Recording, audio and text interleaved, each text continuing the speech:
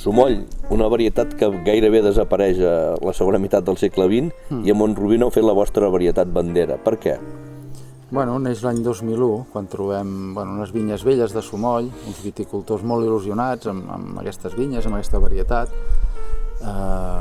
i veien darrere d'ella o intuïes que hi havia una càrrega sentimental molt forta, no? Parlaves de Sumoll i hosti, els hi brillaven els ulls. I bueno, era una varietat autòctona d'aquí, doncs bueno, només ho tenim aquí, doncs ja era una aposta segura, no?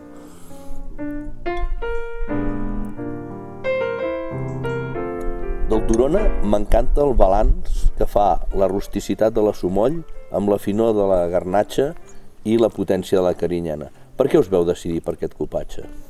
Bueno, potser per cobrir, com que tots els vins que tenim al projecte bàsicament són monovarietals, diferents estils de Sumoll, poder oferir també un vi, un perfil potser algo més clàssic per aquell consumidor que, bueno, el Sumoll doncs poder no és l'estil de vi que buscava, doncs això, tenir una opció, un perfil algo més clàssic o buscant un consumidor, una mica aquest perfil de consumidor.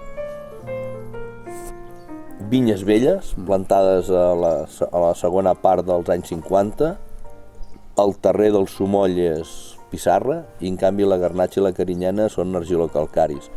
Aquest conjunt què li aporta al vi? Bueno, no és buscat, aquí el que hem anat és Mont-rubí des de l'any 2001 a valorar una mica el que teníem al nostre entorn i trobem aquestes diferents vinyes, aquesta Sumoll, aquesta Carinyena, Garnatxa.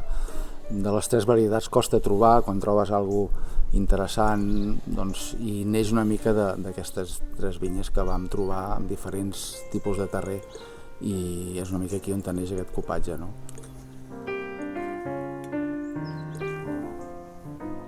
L'acidesa, magnífica, i l'equilibri entre la fruita i la fusta.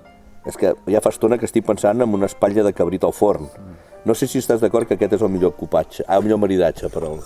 Home, ja li veig, no? Sobretot amb aquesta acidesa, poder desengreixar aquesta boca.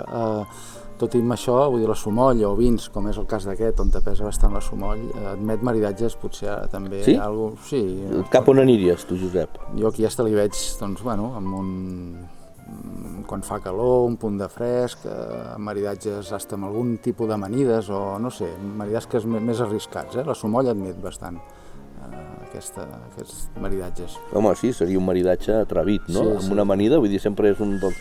És un vi que, ja et dic, molt versàtil, a nivell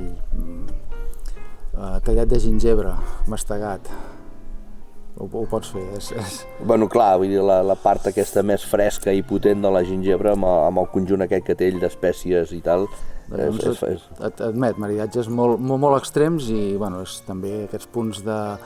Clar, anem buscant amb els negres també una mica que siguin frescos, verticalitat a boca, graduacions alcohòliques, cada cop el mercat et demana més baixes també, no? Vins més bevibles, llavors també admet una mica aquests maridatges més arriscats. No? Doncs serà qüestió de provar-lo. Doncs vinga, som-hi.